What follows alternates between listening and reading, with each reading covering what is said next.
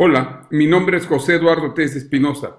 Esto es Charlas de Amparo. Vamos a ver el día de hoy la actualización jurisprudencial de este viernes 23 de noviembre del 2018. Recuerda, es importante que conozcamos los criterios más recientes de la Corte porque las jurisprudencias son obligatorias a partir de este próximo lunes. Las tesis aisladas son ilustrativas e incluso aquellas jurisprudencias que, aunque no son obligatorias, por alguna razón las tuvieras que aplicar, pues ya van a ser ilustrativas. Vamos a ver qué pasa. Tenemos 57 nuevos criterios que conocer. El Pleno como jurisprudencias de amparo no publicó, pero si presionas en esta pestaña vas a encontrar que el Pleno publica, en este caso, acciones de inconstitucionalidad y controversias constitucionales.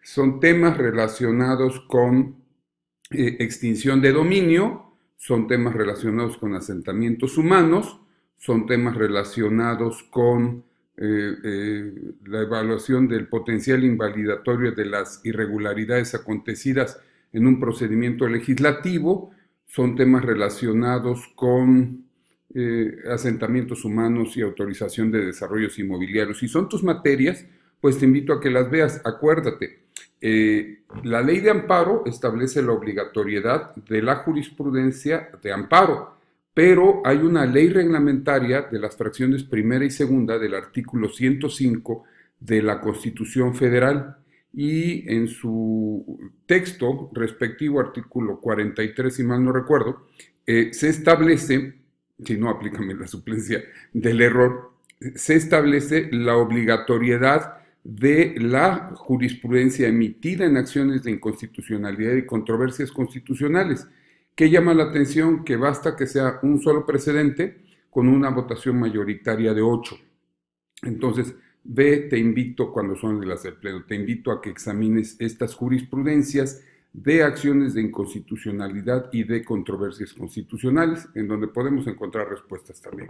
La primera sala no publicó en esta semana jurisprudencias ni tesis. Llama la atención, a pesar de que hubo día inhábil el lunes y día inhábil, pero que se elaboró, valga la expresión, el martes. A ver, ¿cómo fue esto? Sí. Por efectos de la Ley Federal del Trabajo, la celebración del 20 de noviembre se recorre al lunes y entonces es inhábil, no se trabaja. Pero por cuanto hace a la ley de amparo, el 20 de noviembre aparece como inhábil. Entonces, desde el punto de vista que no corren plazos, ¿qué es lo que sucede? El personal del Poder Judicial de la Federación labora, pero no puede en ese momento incluir en los términos ni puede resolver. Está interesante, te invito a buscar la jurisprudencia. Vamos a los criterios de la segunda sala, 2 jurisprudencias, 25 tesis. Dado que es un bloque, te invito a que los vayas leyendo. Son temas relacionados con transporte aéreo internacional. Nos hace referencia a lo que son las indemnizaciones en tratándose de los vuelos internacionales, equipaje. Alguna persona me decía en la página de YouTube que él consideraba, textual dijo, considero que el control de convencionalidad es un fraude. Yo no estoy de acuerdo. Yo creo que lo que vale la pena es que conozcamos cuáles son sus aplicaciones prácticas. Y te invito en estas tesis, en donde si hace referencia, por ejemplo, qué sucede si la ley de aviación civil respectiva contempla menos derechos y el convenio internacional contempla más derechos, y es un supuesto en donde dice, bueno, atiende al tratado internacional. Entonces, estos son temas relacionados con el gobierno de la República de Perú. Fue una empresa relacionada con esa nación. Ahí está, LAM Perú, aparece el nombre en las tesis respectivas. Y entonces, pues son varias tesis que te invito a leer. Es un tema muy especializado, es derecho administrativo, pero sí vale la pena destacarte. Creo que ahí es en donde nos podemos dar cuenta la amplitud del derecho. Normalmente queremos limitarnos siempre a las mismas materias, ¿no? Mire, esto es administrativo y es administrativo vinculado con internacional, con derechos humanos, con control de convencionalidad. Es hermosa nuestra carrera, sin duda. Ahora, hay otra tesis que nos habla del test de proporcionalidad, al igual que la interpretación conforme y el escrutinio judicial, constituyen tan solo una herramienta interpretativa y argumentativa más que el juzgador puede emplear para verificar la existencia de limitaciones, restricciones o violaciones a un derecho fundamental. Es la tesis aislada 107/2018. Siendo así, entonces, vale la pena que el análisis dice, si bien es cierto, no es un derecho humano, pero son herramientas que debe ocupar el legislador, entra, estúdiala y date cuenta en qué consiste estas herramientas de interpretación. Hay más tesis de servicio de transporte aéreo, otra jurisprudencia, la 119/2018, ya nos hace referencia a que aún listado el asunto puede recusarse al magistrado. Recusación de los juzgadores de amparo puede plantearse aún después de que el asunto en que se formule se haya listado para ser visto en sesión, por eso me refiero a los compañeros magistrados.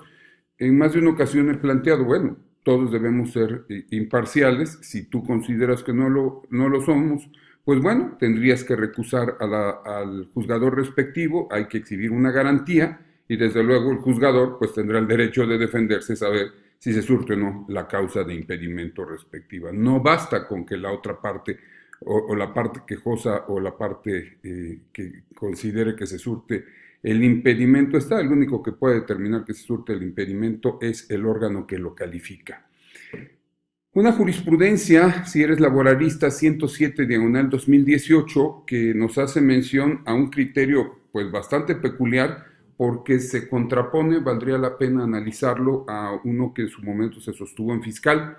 En fiscal se decía, en el citatorio no es necesario asentar la circunstanciación, no basta esa, sino que debe hacerse también en el acta de notificación, pero en laboral nos dice la Corte, primera notificación personal en el juicio laboral, es innecesario que el actuario haga constar en el acta relativa, o sea, la de notificación, los elementos de convicción que tomó en cuenta para cerciorarse del domicilio donde se efectuó cuando ello se realizó en el citatorio previo al conformar ambas diligencias una unidad jurídica, criterio que seguramente se considerará temático y que vale la pena que tengas en cuenta.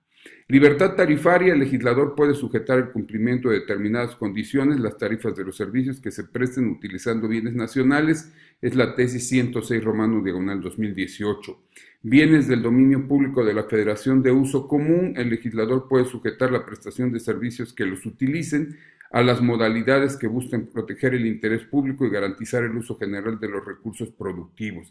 Esto es, si eres administrativista, estás planteando inconstitucionalidad de normas, aquí hay criterios. Van más temas relacionados con aviación civil, te invito, es un bloque bastante amplio de tesis vinculadas con la aviación civil y con esto, imagínate, de las 27, pues exclusivamente nos quedaron las que hice referencia. Todas las demás tienen que ver con esta parte tan especializada del derecho que son los temas de derecho internacional respecto a la aviación civil.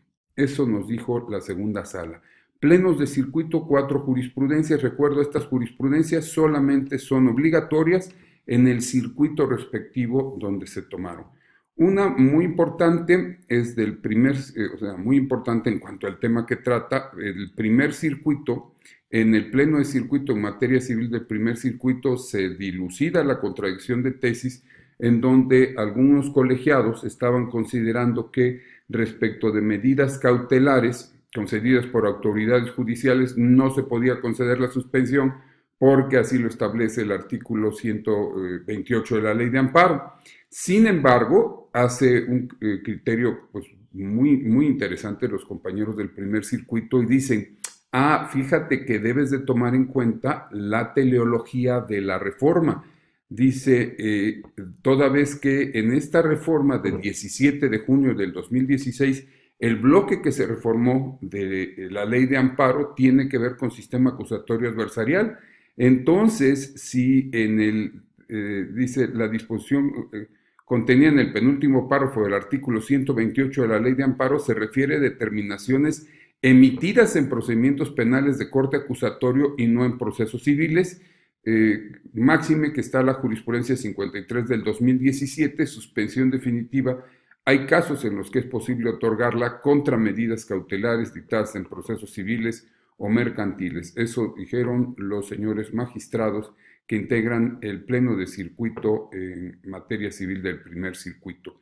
Juicio sumario hipotecario, el acreedor puede promoverlo y demandar simultáneamente tanto al deudor principal como al garante hipotecario para obtener el pago de su crédito. Legislación del Estado de Guanajuato. Los compañeros del 16º circuito, el pleno circuito en la materia civil. Órganos jurisdiccionales en materia administrativa especializados en competencia económica, radiodifusión y telecomunicaciones con residencia en la Ciudad de México y jurisdicción en toda la República son competentes para conocer de los juicios de amparo promovidos contra el acuerdo A/058/2017 emitido por la Comisión Reguladora de Energía. ¿Te acuerdas? Lo hemos visto en algunos cursos. Este es el supuesto del 107, fracción novena de la Ley de Amparo. Este tipo de procedimientos de competencia económica, telecomunicaciones, radiodifusión, son tan especializados en materia administrativa, pero más especializada. Te invito, si estás pensando qué voy a hacer, en qué voy a trabajar, pues empecemos a especializarnos en algunos otros temas. Finalmente, adquisición de inmuebles, el vicio de inconstitucionalidad detectado por el decreto 232 que reforma la fracción primera del artículo 28 bis 1 de la Ley de Hacienda para los municipios del Estado de Nuevo León, publicado en el periódico oficial local el 29 de diciembre de 2014, no afecta, modifica o altera el sistema normativo que regula el impuesto relativo. Pleno de circuito en materia administrativa, el cuarto circuito, jurisprudencia 43. Y finalmente tenemos 6 jurisprudencias y 20 tesis relacionadas de tribunales colegiados. Te invito también, el link está aquí en la página de Facebook Charlas de Amparo, relacionados con temas. Todos estos criterios pues son importantes porque vienen de un tribunal colegiado de circuitos. Las que son jurisprudencias solamente son obligatorias para el circuito que las emite. Las que son tesis aisladas, pues esas son meramente ilustrativas. Sin embargo, aunque no sean obligatorias, si en tu opinión te resultan de utilidad, pues vale la pena que las estudies para que las puedas aplicar. Hay temas muy interesantes: régimen de sujeción especial en la administración pública, recursos de revisión, de revocación. Hay varios temas del Estado de Puebla, donde tuve el privilegio de ser magistrado de circuito en materia administrativa durante 13 años. Prisiones preventivas, principio general de buena fe, deberes que impone, los proyectos de resolución de los tribunales colegiados de circuito en los que se analice la constitucionalidad o convencionalidad de una norma general o bien se realiza la interpretación directa de un precepto constitucional o de un tratado internacional, solo debe publicarse la parte considerativa que aborde ese análisis. Bueno, eso están diciendo los compañeros del 15º circuito, que es Baja California, y pues están acatando el acuerdo general del Consejo desde el punto de vista que solamente se ponga esa parte. Nota diplomática debe clasificarse como información reservada. Multas. Industria eléctrica es improcedente conceder la suspensión del amparo contra la aplicación del artículo 161 de la ley relativa. Haberes de retiro de los militares los consideran imprescriptibles. En el 11º Tribunal Colegiado en Materia Administrativa del primer circuito, cumplimientos de ejecutores de amparos y de sustitución procesal. En fin, mucho que seguir estudiando. Yo te invito a que continúes actualizándote. Si estás viendo este video es porque te interesa hacerlo. Mientras eso sucede, mi nombre es José Eduardo Teiza Espinosa. Esto es Charlas de Amparo.